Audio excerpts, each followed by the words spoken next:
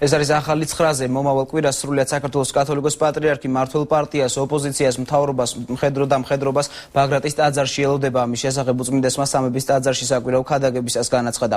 მომავალ კვირას ბაგრატის ტაძარი იხსნება და ამასთან დაკავშირებით ის წირვალოცვას ქუთაისში აღასრულებს. ილიამ მეორემ გაიხსენა, რომ ტაძრის აღმშენებელი მეფე ბაგრატი საქართველოს გამაერთიანებელი იყო და სწორედ ამიტომ პოლიტიკურად დაპირისპირებული მხარეები ტაძარში მიიწვია. მმართველ გუნდში და ქართულ ოცნებაში აცხადებენ, რომ პატრიარქის ქადაგებას აუცილებლად გაითვალისწინებენ და ბაგრატის ტაძარში გახსნაზე ჩავლენ. საგურამოს წმინდა ილია მართლის სახელობის ტაძრის წინამძღვარი მამა ტარიელ სიკინჭილაშვილი კი ამბობს, რომ უწმინდესი დაპირისპირებულ მხარეებს შორის ურთიერთობის კიდევ უფრო დაძაბვის საფრთხეს ხედავს და სწორედ ამის თავიდან ასაცილებლად უხმო მათ. დეკანოზის განცხადებით პატრიარქი გრძნობს საფრთხეს, რომ ქვების სროლის შემდეგ შესაძლოა კიდევ უფრო გართულდეს სიტუაცია წინააღმდეგ შემთხვევაში ის ორივე მხარეს არ დაიბარებდა.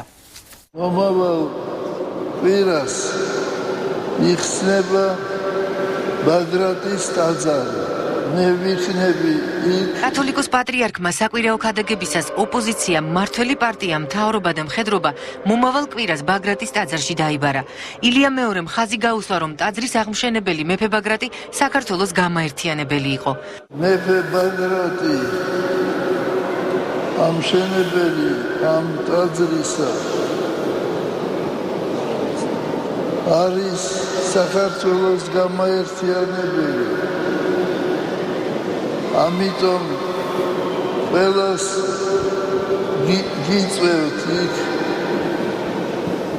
პოზიციას, ოპოზიციას, მთავრობას, მხედრობას. უმრავლესობაში აცხადებენ, რომ ისინი ბაგრატის ტაძრის კურთხევაზე აუცილებლად სწავლენ. ნაციონალური მოძრაობის წევრი მიხეილ მაჭავარიანი ამბობს, რომ ეკლესია ის ადგილია, სადაც ყველა მხარემ უნდა დაივიწყოს დაპირისპირება. ძალიან მნიშვნელოვანია, რომ ის ადამიანები, ვინც მივლენ ტაძარში, სწორედ ეძებონ გზები, რა უნდა გაგვაერთიან. კოალიცია ქართული ოცნების წევრებმა პატრიარქის მოწოდების შესახებ თელავში აქციის მსვლელობის დროს გაიგეს.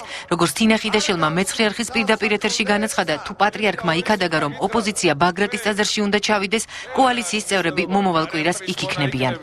ჩვენ რა თქმა უნდა დავემორჩილებით ამ სურვილს და ყველანი ერთად ვიქნებით ბაგრატის ტაძარში, იმიტომ რომ არსებობს მოწოდება, რომელიც აუცილებლად ყველასთვის უნდა იყოს თანაბრად მისაღები და გასაზიარებელი. საგურამოს წმინდა ილია მართლის სახელობის ტაძრის წინამძღვარი მამა ტარიელ სიკინჭილაშვილი აცხადებს, რომ პატრიარქი დაპირისპირების საფრთხეს ხედავს. სწორედ ამიტომ ოპოზიციაც და მთავრობაც ბაგრატის ტაძარში დაიბარა. ხედავს რა უწმინდესობა, რომ თანდათან დაძაბულობა შეექმნა.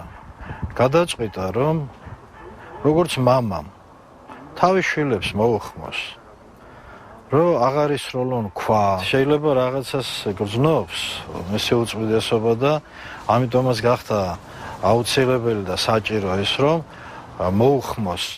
დეკანოზი ამბობს, რომ მას შემდეგ, რაც დაპირისპირებულმა მხარეებმა ერთმანეთს ქვები ესროლეს, პატრიარქი საფრთხეს ხედავს, რომ არჩევნების მოახლოებასთან ერთად ეს საფრთხე კიდევ უფრო გაიზრდება და სწორედ ამის თავიდან აცილებას ცდილობს.